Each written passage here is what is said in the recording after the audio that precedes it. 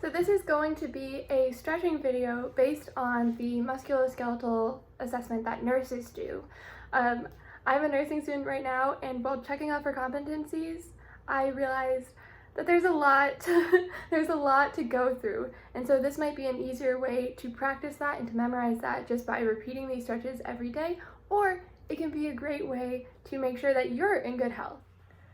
So the first thing on the list is the temporal mandibular joint, and I have never seen anybody stretch this, so I can't think to do anything different than in the health assessment itself. So if you want to stretch this, I would do it as part of like trying to memorize the whole course of everything, but just open your mouth and move it side to side like this. So in order to do your arms and shoulders, what I would do first is you would have the patient lift their arms up and then go like this as a stretch. You can do it like this, where you put your elbow up in the air and you move it behind your head and you push it back with your other hand. You can do that on both sides. So then after that, you'd have your patient go down with their hands behind their back like this, and then go across their back like this. The easiest way to do this as your own stretch is to move your arms like this, holding the wrist of one arm and moving backwards, and then the other. From there, you would have your patients lift your arms up at the sides, then bring them back down and across their body. The best example of this as a stretch is moving one arm across your body, using the other arm to keep it there, and then pushing your shoulder down on both sides. That's everything for the arms. When it comes to the elbows, that's a little bit harder to have some sort of stretch related to this movement, or moving your arms back and forward like this. So then for wrists and hands, it doesn't make a lot of sense to do the wrist and hand movements, although you can, like I just showed you, go up, down, side, and side. Although that doesn't really make the most sense to do, there's also Fanel's test, which is that upside down praying, but those aren't really stretches that I would regularly practice because I don't feel like I need to. If you feel like you need to stretch your wrist and hand, then you can completely do that. Now let's go to the hip and upper thighs. So if this were with a patient, they would need to be lying down on a bed, supine, and you would have them do this lying down. As a stretching routine, it's not necessary, and you can actually use a table or other things around you to assist in this. So first, you would have the patient raise their leg up straight. As a stretch, you can put your leg on some other surface. I'm using a table right now, and reach down with it. And then repeat with the other leg. So then you would also have your patient bring their leg backwards. As a stretch, you can just do this a couple times. But with your patient, you would have them lay prone as they did this. It looks kind of like paddling on the ground.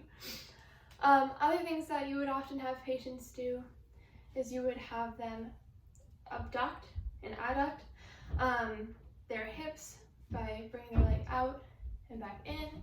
Once again, it's the same kind of thing where you can do that by using another surface nearby or by just lifting it multiple times. Then you would have a patient bring their knee into their chest, which can easily be stretched by doing this on both sides. But then you would have the patient practice moving it outwards and back in to see how they're able to do that and how their hip is functioning. Now, the way that I would recommend doing this as a stretch is actually, it's not a static stretch, it's a stretch where you're moving around more. It's called opening and closing the gait. It's really common for runners. You go like this, and you're walking forward, and then you close it. So after you've done the hips, you have to do the knees. And it's a bit difficult to come up with a stretch for the knees. The closest thing that I could come up with is actually quad stretch, where you lift up your foot with the opposite hand behind your back, and that you can kind of feel it in your knee, and you push down towards your knee. So that's the closest thing I could get to that. Now, in order to test your feet, there are multiple different ones you can do, but I'm a runner, as you might be able to tell. So what I like to do is put my toes up against a hard surface and then lean into that. And this is stretching the muscles right here.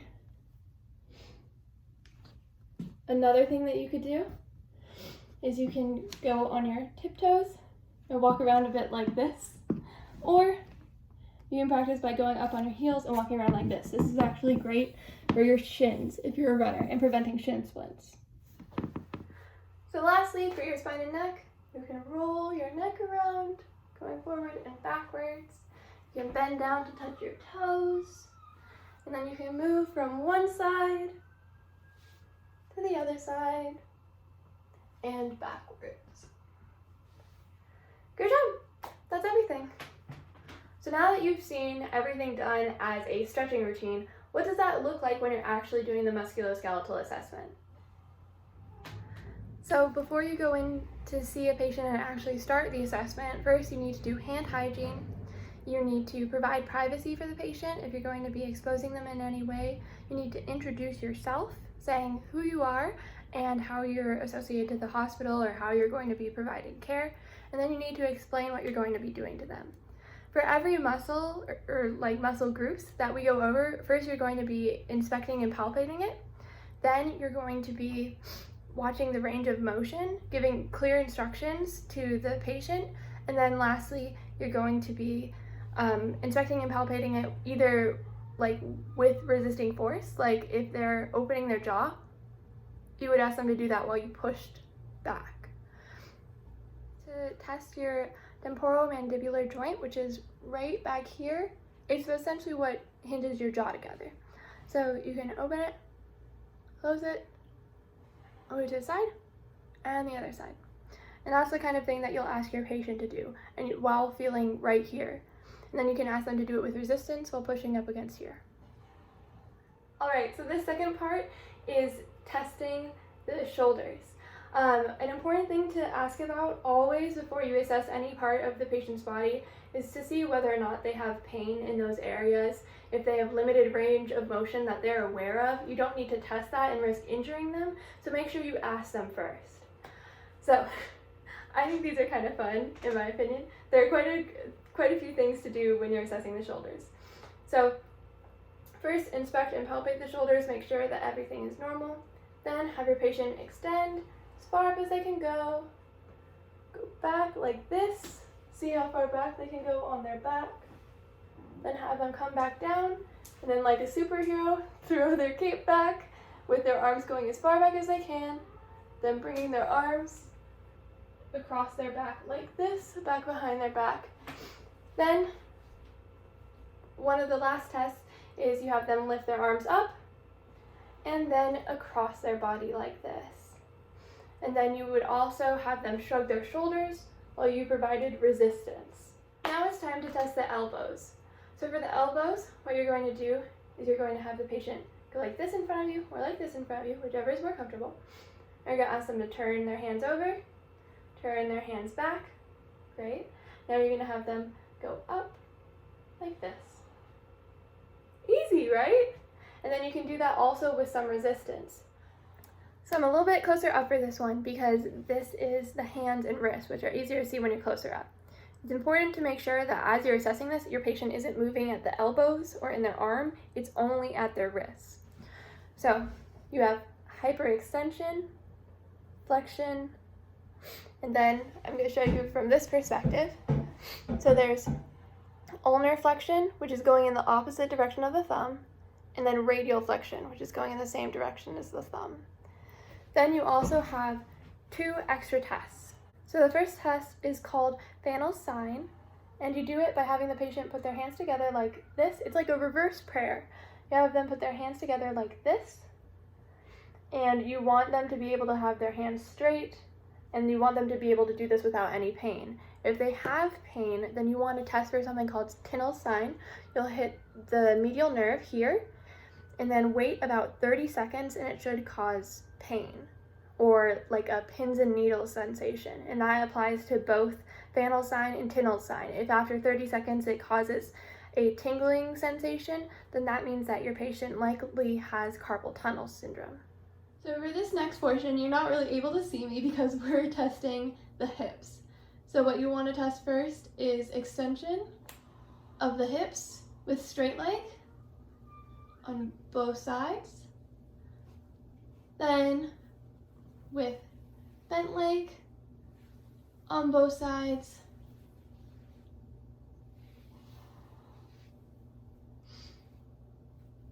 Then you want to test inner and outer rotation with a flex knee. So you go out like this, in and across like this on both sides. And this is testing for the inner and external flexion. This last part is a little bit funny. They look like swimmer kicks to me, but you want to test for hyperextension of the hips as well. So what you'll do is you'll have your patient lay on their stomach instead of their back. And you'll have them, with straight legs, kicking like this, or just moving once like this, using their hips. So to test the patient's range of motion with their knee, you would have them move their leg as far back as they could, then as far forward. Not using the hips, just using their knees. So when testing the knee, one of the unique things that you do for the knee is you do Bulge's sign. To do that, you're going to move your hand on the upper thigh down to the knee. Then you're going to, it's kind of hard to do, then you're going to push the patella medially, move your hand away, and then push it back. Now you would see fluid movement right here and right here, mostly right here after pushing backwards, if there was an issue. Since there's not, you can't really see that here. So then you'll do ballottement. Similarly, you're gonna move your hand from the thigh downward along the knee, and then ballottement is where you take your thumb and you press into the patella, and you're looking for a fusion. So if it very quickly rebounds, that's a sign that there's a fusion. If you hear clicking when you do it, that's a sign of a very large effusion. So this next portion is going to be assessment of the ankles and feet. So first you want to test dorsiflexion, which is having it come up like this, then plantar flexion, which is having it go down, eversion, which is having it go outward, like trying to turn your foot outward like this, inversion, which is having it go inward like this, and then you'll want to do flexion, abduction, and adduction of the toes. So flexion of the toes is going like this with your toes, and then abduction and adduction are bringing your toes, spreading your toes out and then bringing them back together. Normally you would do this on a patient while they had their socks off, but I don't really feel comfortable doing that. So lastly, you want to test the spine, and you do that in two different places. So there's the cervical part of the spine, which is basically your neck, and you'll test that by having the patient put their head to the side, forward, touching their chest, and then as far back as they can go. Make sure that before you have a patient move their neck, you ask about range of motion. You should be doing that for all of these different things, but especially when you're having a patient move their neck, they're prone to injury, so you want to be sure that you ask if they have any issues with moving their neck at all that they are already aware of, and then you don't need to test that aspect. So when you're testing the thoracic and lumbar spine, what you want to ask your patient to do is bend all the way down and touch their toes. They don't really need to touch their toes. It's just as far down as they can go. And then you'll watch their back and you'll look at the vertebra on their back to check for scoliosis. So then you'll also ask the patient to move backwards with their spine as far as they can and to each side. And with that, you're all done. Make sure that you perform hand hygiene on the way out and that you say goodbye to the patient. Make sure that the patient responded well to all the treatment. They're not feeling any discomfort, and that you document everything that you found. Great job!